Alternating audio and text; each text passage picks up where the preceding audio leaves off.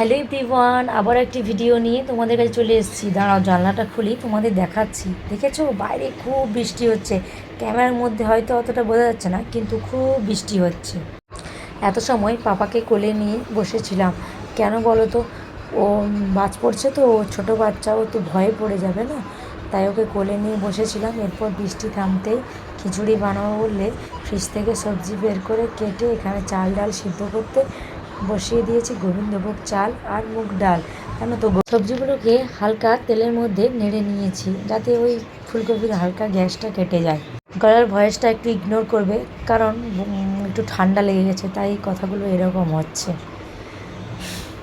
এদিকে সবজিটা সিদ্ধ হতে থাক, আমি বাড়ির কিছু কাজ বাকি আছে, দুপুরে কিছু বাসন আছে ওগুলো মেজে, আর কিছু কাজ বাকি আছে ওগুলো করে আসি।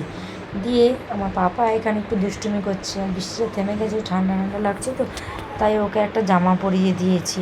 এসে খিচুড়ির মধ্যে মশলাটা করে দিয়ে দিয়েছি, মতো নুন হলুদ সব কিছু দিয়ে। এদিকে ওর পাপা দোকান থেকে চলে এসছে। ওর পাপা বলছে শুধু খিচুড়ি খাবো না, একটু ডিম ভাজো আর বেগুন ভাজো। তারপর ওগুলো ভেজে আমরা খেতে বসে পড়েছি। Good night.